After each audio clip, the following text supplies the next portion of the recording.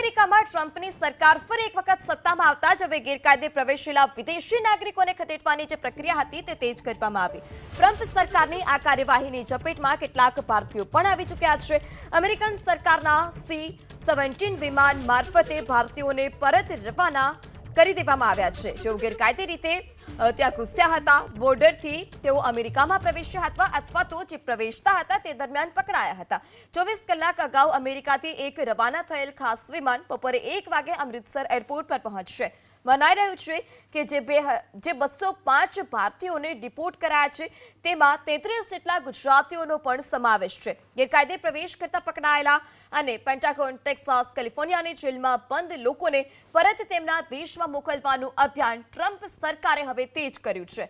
આ અભિયાનની ઝપેટમાં 5 થી 18,000 જેટલા ભારતીયો આવે તેવી શક્યતા છે. ચૂંટણીના આ સમયે પોતાના દેશના નાગરિકોને આપેલું વચન પૂરું કરવા ટ્રમ્પ સરકાર આક્રમક બની છે અને એટલે જ હવે કબૂતરબાજી કરનાર જે દલાલો છે તે તમામ દલાલો ફફડી રહ્યા છે. અમેરિકામાં સ્થાયી થયેલા અને રોજગારી મેળવી દૂધમાં સાકરની જેમ ભળેલા ભારતના લોકોને ટ્રમ્પની સરકાર કે ત્યાંની એજન્સીઓ હેરાન કરતી હોય તેવો કોઈ અહેવાલ નથી.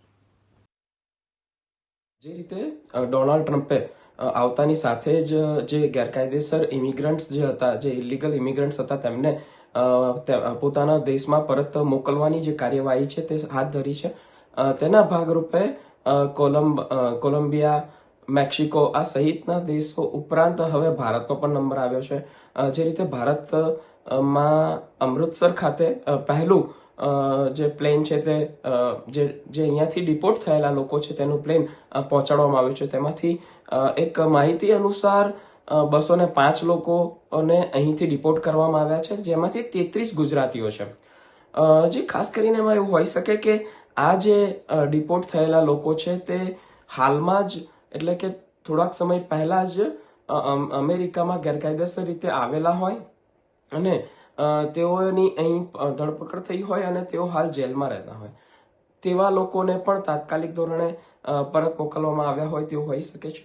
આ ઉપરાંત એક એવી પણ વાત છે કે જે લોકો 2 વખત 3 વખત ડિપોર્ટ થયા હોય તેમ છતાં પણ ડિપોર્ટ થઈને ફરીથી ગેરકાયદેસર રીતે અમેરિકામાં દાખલ થયા હોય આવા લોકોનું પણ આમાં સમાવેશ હોય તેવું લાગી રહ્યું છે.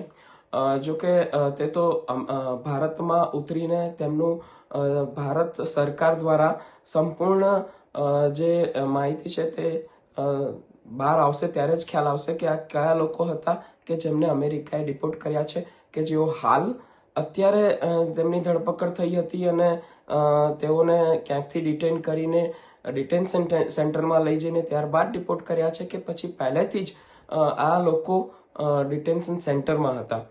જોકે એક વાત ચોક્કસથી એ છે કે જે રીતે અમેરિકામાં હાલ જે ગેરકાયદેસર ઇમિગ્રન્ટ છે તે લોકોને પકડવાની કામગીરી ચાલી રહી છે, તેને લઈને જે ગેરકાયદેસર રીતે અમેરિકામાં આવેલા આપણા ભારતીયો છે ને તેમાં ખાસ કરીને જે ગુજરાતીઓ છે તેમનામાં ક્યાંક ને ક્યાંક ડરનો માહોલ છે.